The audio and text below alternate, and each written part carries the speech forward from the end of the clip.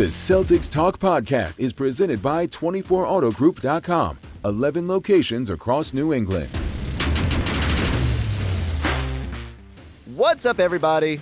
Post-game pod, and not a great day in Boston sports, including the Boston Celtics falling to the Oklahoma City Thunder, 105-92 on the road, the first bump in this four-game road trip. Celtics have a dazzling first half, 65 first half points, built a 10-point lead, and then it just kind of went to hell. 27 second half points. The Thunder were all over them defensively. The Celtics committed a bunch of second half turnovers. They couldn't make a three-pointer at any point during this game. 19.6% beyond the three-point arc, 9 for 46 overall. And all the goodwill built up over the first 10 quarters of this road trip kind of washed away with a maddening second half. And so, look, number one, credit to the Oklahoma City Thunder. They absolutely ramped up their defense in the second half. They played with an edge, a force that the Celtics did not match, especially when they weren't knocking down shots and maybe got frustrated at times. And you have to give credit to that Oklahoma City squad. Shea was great, really kind of just another little marker in his MVP quest. 33 points, 11 rebounds, 6 assists, most importantly, 2 blocks, including one on Jayson Tatum, which felt like, Tatum was felt like the only guy shouldering the offense late in this game and gets rejected going to the basket. I think it was a 4-point game at that point. They go the other way. Hartenstein has a dunk and comes down on Derek White, and just kind of everything that was snowballing out of control accentuated in that moment. What's wild is that the Celtics were fantastic for the first part of this game. They felt like they came in with a game plan to get the ball to Porzingis near the basket, to create opportunities around the rim. I believe the number was like 34 points in the paint in the first half. Low turnover rate. Everything that they felt like they were executing exactly what Joe Mazzulla had sent out for them. And let's face it, I wrote in my notes, like, is Joe Mazzulla the MVP of this trip? Because you had the game of Minnesota kind of taking out Anthony Edwards, one of the few times he's been shut down this season. Joe finds a way to get everybody kind of going for that Houston game despite playing on the second night of a back-to-back and the long travel and everything that was conspiring against them in that game. And yet, in this one, Celtics just couldn't maintain whatever they had in that first half. And, I mean, man, I will say, watching from afar, I'm super impressed with what the Thunder have done. Undeniable 14-game winning streak despite the NBA Cup loss. And it just felt like they had truly asserted themselves as a championship-level contender, like coming into this game. The most popular potential matchup for an NBA Finals. Like, the hype about this being a potential final showdown was warranted. But what's more warranted is that the Oklahoma City Thunder deserve to be in that conversation as a team that can make it. When you play defense to that level, when you cause that much chaos on the defensive end with just hustle and grit and physicality, and you don't have Alex Caruso for this game, you don't have Chet Holmgren until later in the season, like, that's really impressive. And credit to Mark Daigneault and Sam Presti and everybody out there. They've put together a championship caliber roster. And look, it's not going to be an easy path. The West is loaded. A young team has to show it can do it on the playoff stage. The game certainly changes in that moment. But I think that's what's frustrating is that Celtics have been through that, and they know what the postseason brings and the way the game changes. And the second half definitely had a playoff vibe. The whole game really did. And the Celtics just weren't able to match that intensity that Oklahoma City played with. It's easy to dismiss it as shots weren't falling. I'll be interested to go back and watch a lot of those 3-pointers. And Joe Mazzulla said after the game he didn't like the spacing and didn't like the physicality, didn't like a lot of how the Celtics played in that second half. And he started throwing in turnovers as well. And hey, a 15-point quarter and a 12-point quarter, just not going to get it done against a championship caliber team. So. Credit to OKC. Celtics have Jaylen Brown had 21 first half points coming back from the shoulder injury. Looked really engaged. Looked like he, was the one who kind of not only set the tone for the Celtics, but was physical going to the basket. And that evaporated in the second half. No assists for Jayson Tatum or Jaylen Brown in the second half. Not that the Celtics had many buckets with which to accumulate assists. And that's not any slight on Tatum or Brown. Like, Brown was great at the start of the game. Maybe a couple too many turnovers in the second half when the things started to get away. But Tatum was again probably felt like the only guy who could generate offense late. But the SGA block was it really changed the momentum of the game. There was another sequence where like Lou Dort just pretty much ripped the ball, maybe Drew Holiday, maybe Derek White, the sideline, and went the other way for a layup. Celtics didn't have any of those moments in the second half where they just imposed their will, where they felt like they were the aggressor in that situation. And I think that's just, again, what I walk away thinking about is it had been such a good start to this trip. It felt like a statement trip for the Celtics, and yet they took their foot off the accelerator a little bit in the second half. They didn't match Oklahoma City's intensity, and leaves a little bit of a sour taste for a team that had been playing some good basketball. But you just got to give Oklahoma City credit. There was some ref talk on our post-game show, but don't think it really factored into how this game unfolded.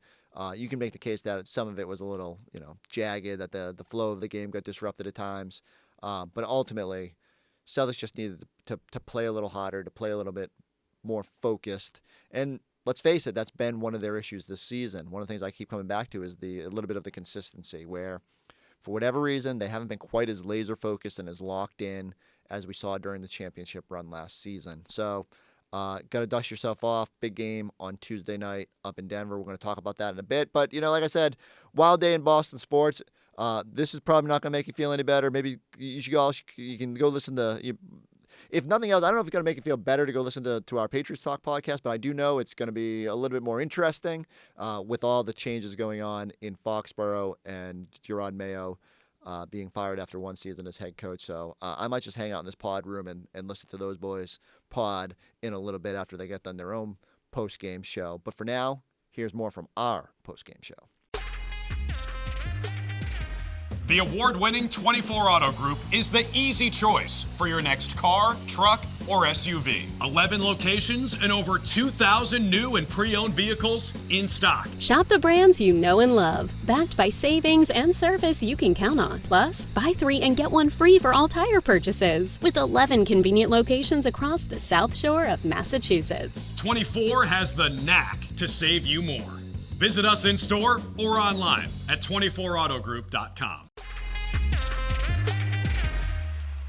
The Celtics, who had a 10-point lead at half, scored 65 points in that first half. You look around and see what happened in the second half, and things just got away from them. Eddie, your initial thoughts about what went wrong here this afternoon? You know what? I think at the beginning of the post-game, in the pregame live, right, we were talking, and I was like, I don't want the referees to get in the way, okay? And I felt like the referees allow it. And I'm not making no excuse for the game, because all credit due to OKC for being physical and allowing to play into what the referees are allowing, okay? But there were plays that where when I'm looking at it, it's the same call that should be called on one end that wasn't happening on the other end.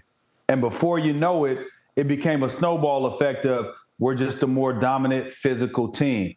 And referees play to that. And also they can cater to however they want to make it happen. So besides all that, we went 1 for 13 from 3 in the third quarter. We went 5 for 22 after being up by 10. So we got to be better in that particular spot. And then also we gave up 12 points in the paint in the third quarter.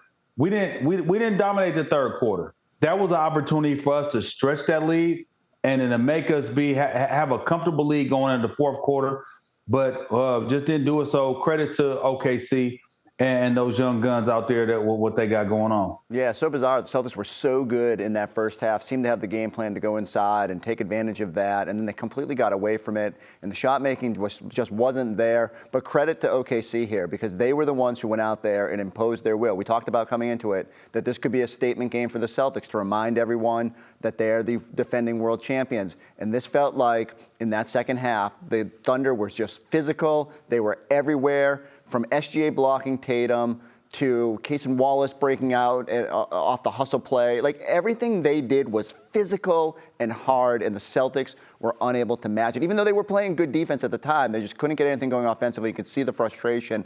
Celtics have to be better in those moments. These are what playoff games are going to be like, and I didn't like their response to sort of hitting that adversity. They didn't match necessarily the full physicality in the way that Oklahoma City played. So credit to OKC, but the Celtics have to be better in that instance. Yeah, and I think one of the other things, too, one of the stats that really stands out is that the Celtics had 8 field goals in the second half. They had 10 turnovers. So they had more turnovers than they had field goals in that second half. But part of that, I'm sure, is what you're going to see here, Oklahoma City playing some defense, Eddie, and they went on a run in the third quarter and then went on another huge run to close out this game.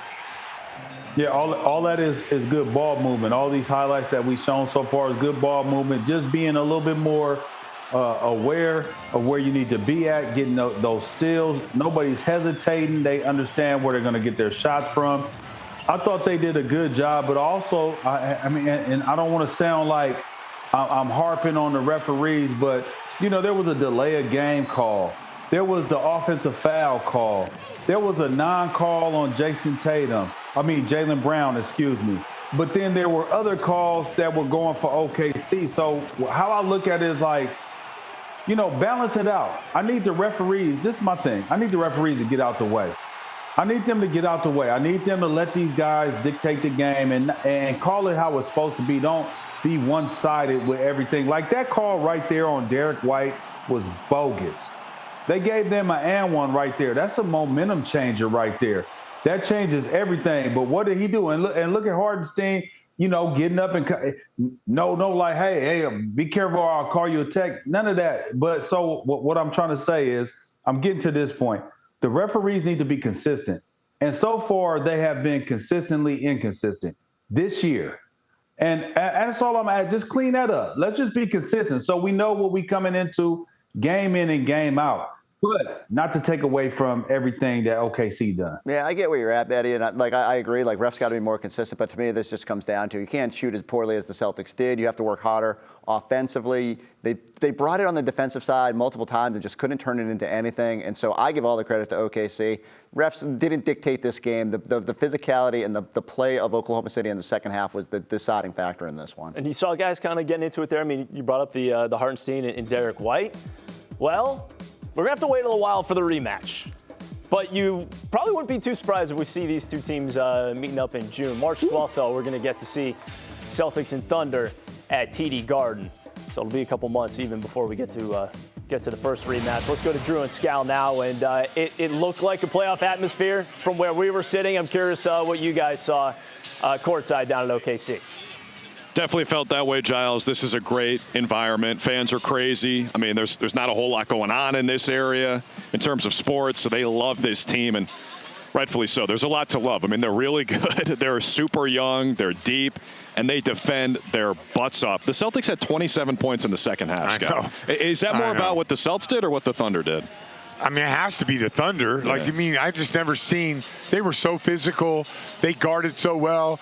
They were – I felt like a step slow in the first half, but in the second half, they would sometimes double, sometimes not. You know what it looked like? I'm going to be honest with you guys. How Anthony Edwards looked against us a couple days ago, we looked like that against the Thunder defense. Like, we were wondering where the help is going to come from. Are they on an island? Are they double team? Are they meeting us at the rim? We just couldn't lock all that stuff in. But, you know, I would be really excited about this finals. I'm pretty confident we'd figure out a way to win this final. But it's just when I look at this team, the Thunder, I just feel like they're on a completely different level than any team we have faced defensively. So you're saying someone on our team is going to score 50 in the next game? I mean, that could happen. That's what Anthony Edwards did. And the Timberwolves still lost to the Pistons, who are playing really well. But, yeah, the Celtics in the first half, I mean, think about what they did in Houston on the second night of a back-to-back. The Rockets are the second best defense in the NBA. And the Celtics came out and really dominated that game. And Boston's defense was super impressive in that one. This one, it looked like the same thing was going to happen. 65 points in the first half. You're owning the paint. You're shooting the ball really well. And then in the second half, the threes still aren't falling. And then Oklahoma City really walled up and played some great defense. I know we've talked about this a lot already this year because it's just what we do in the NBA. We agree that Nikola Jokic should win MVP, at least at this point in the season. Yeah. Did your mind change watching SGA? Did it for you? No, it's still Jokic. Are you voting SGA right now after that? No, I went from Jokic is the MVP to like, I don't know, man. Yeah. Like, when you watch him in person, we know Nikola Jokic does a lot for the team, but like SGA just lets the game come to him. He's empowering to his guys. He defends at a high level. I think that, well, I'm a prisoner of the moment right this moment. I would lean towards SGA. But probably if you ask me in 2 days, I'd probably say Nikola Jokic. So both these guys, to me, it's clear as day. Like, these two guys are above everybody else. Like, the conversation, you could be in the conversation. You could be in the conversation for top 5, but no one else is touching the top 2 right now. And SGA's team record is probably going to be the biggest, feather in his cap in that discussion. They're now 30-5. Wow. 30-5. Yeah, that's disgusting. It's. I don't think people are giving this team enough credit because of the way they played in that Cup final. They just looked like they were running in mud for whatever reason. Like tonight, they looked like the same in the first half, but in the second half, man, they went to another level. And they don't even have Chet Holmgren or Caruso. So, like I said, I don't love Oklahoma City as a city. It's not terrible, but it's not like this is going to be amazing. I would sign up for an NBA final with these two teams. The basketball would make it worth it, no doubt. Now, I will just say, before anyone gets too upset, the Celtics shot below 20% from 3 for the first time all season. So the shots weren't going in, and you're playing that defense. That's how you end up with 27 points in the second half. But, man, Giles, that's an impressive Oklahoma City team. Can't wait to see them at the Garden in March. Happened in the second half. It just seemed like you guys scored 27 points. The defense really locked down. You guys seemed to just have trouble scoring. What happened in that stretch? 27 in the whole half, huh?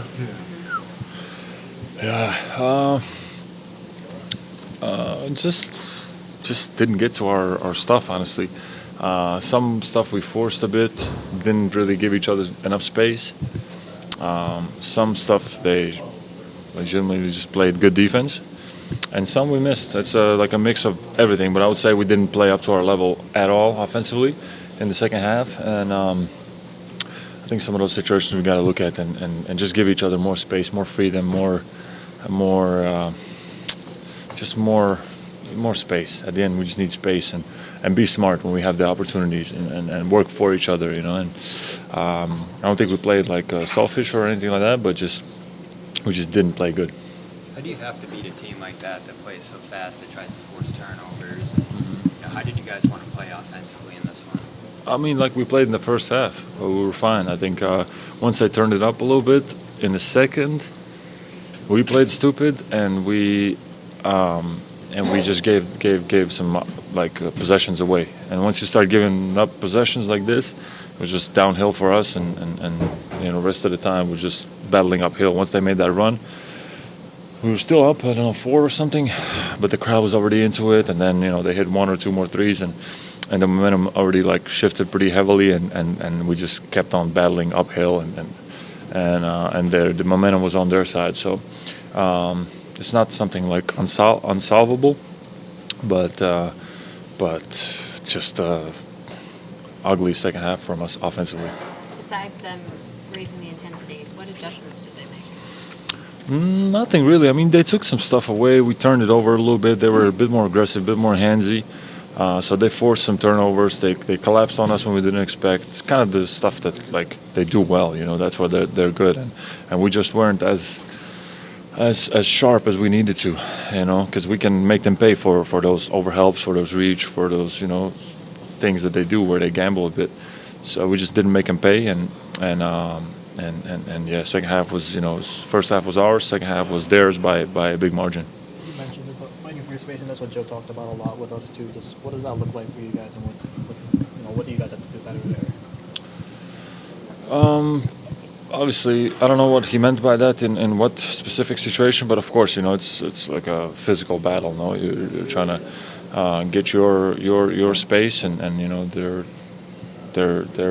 doing the best they can to take us out of those positions where we're comfortable. But we've seen that 1,000 times already. Honestly, it was first half was really good and kind of going our way, and just second half was not the whole second half, I wouldn't say, but that, I don't know, mid-third towards almost end of the game was kind of just forcing and no space, and it felt uphill playing. We couldn't get the momentum, we couldn't get the energy going for our side, and just a bad second part of the game on our part. What kind of stress does that put on the defense when the threes aren't falling? Like tonight, you start turning it over a little bit, and then they're getting out and running with it. Of course, once they get out and run, it's tough, especially if we can't get back on time, and big part was, I don't know, we shot really bad from the field and from three, and they weren't super tough shots. A lot of them were good open looks that we usually score at a higher percentage. So that's another part of it. I think it could have looked a lot different if we just cleaned up a bit those turnovers and made a few more shots. It could have looked completely different, but it was just downhill for us. Entering a game like this, does this feel like one of 82? Does it feel like a little bit more pressure or excitement, just considering this team has been on such a big win streak? No, definitely. I mean, they're a really good team, and it's always a good test to play against high-level teams. And they've gotten better from last year, I feel like. And it was a good battle. It was a good battle. Of course, we knew they were going to show up because they know what these kind of games also mean, and it was a good matchup. And I think this kind of win is just going to give them more confidence. So it's not good, but we will have another opportunity later in the season. What do you feel like you guys learned about yourselves from this one? Say again, sorry? What do you feel like you guys learned about yourselves from this test? What we learned about ourselves, I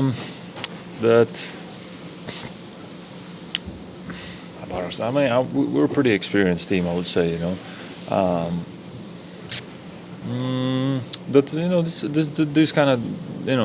These kind of games and these kind of teams, they're dangerous. They're dangerous, and it can turn even if we're up 10 at half. We just have to keep our foot on the gas and not give them any life. Which is hard to do, obviously, for them playing at home with this kind of crowd. It's hard to do, but it's just a pretty strong reminder today again. The spill you took into the stands, how you feeling, and what happened there? Cool, my arm just bruised. I kind of went forearm first into the chair. It was bruised, scraped all up, but I'll be all right. The threes were kind of off throughout the night, but you guys were overcoming it for most of the game. What do you think changed in that second half, where it just became too much with the turnovers and the points in the paint kind of dropped a little bit? Turnovers hurt us for sure.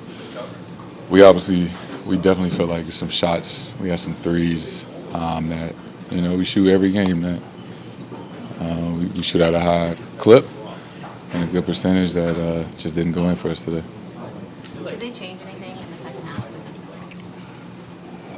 defensively? They may have picked up the pressure a little bit, but I think just at points our spacing not allowed them, but just played into it. And we got to be aware of that in those moments to just be better at our spacing. What was it like playing out there against their defense, like their activity and ability to force turnovers? Did it kind of surprise you guys? Not surprise, but just kind of catch you guys off guard a little bit? No, we knew what to expect. It's like the third game in a row now we played against, Houston and Minnesota, just three teams that, are scrappy, active with their hands and things like that. So, no, we knew what to expect. How important was this one to you guys, considering the streak they're on and, what they've done so far this season? I mean, we're on a tough road trip. We wanted to win every game, build off the last two games that we had. I think we lost the last 2 years we came here, so, we just wanted to come here and get a win. When you guys do lose, Joe mentions the spacing a lot to us. What do you think causes it to come and go? Nights where it's good and nights where it's bad. I mean, obviously, teams are scouting us and trying to disrupt us, and we just got to match that physicality for 48 minutes and own our space, and as least as possible, not let them dictate where we're supposed to be and where we want to get to. That's really important for us. Jayson, when it's going to be, they were much more physical in the second half. When that's it and you're not getting the calls, and how do you kind of respond as a team to their increase in physicality, because they were obviously the more physical team in that stretch. Yeah, just try to match it. And I keep saying spacing, right? When the team is being physical and your spacing is not right, it kind of, it seems worse than it is. So you just got to be more intentional about where guys are on the floor. Next up, Celtics are in Denver, finishing off this 4-game road trip at altitude. Not an easy night. Forget about the 5,280 feet. You got to deal with 7 feet of Nikola Jokic and how amazing he has been. Walking triple-double. Clearly, keeping that team afloat. They're not, and I saw this up close in Abu Dhabi when they played 2 preseason games.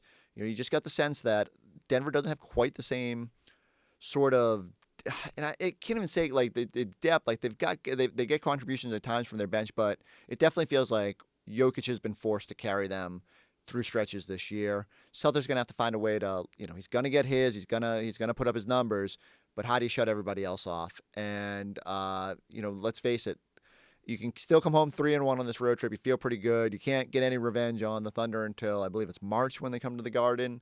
But you got to get back to playing with the right way, with the right physicality.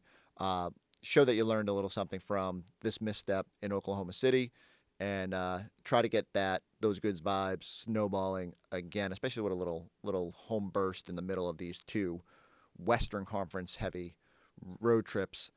Because Celtics they were home for a week and a half maybe, and then they go right back out, back to LA, and it's another very interesting trip against some playoff caliber teams in the Western Conference. We'll be here with you for all of it, so go subscribe, check us out on the YouTube page. We'll catch you next time on the Celtics Talk Podcast.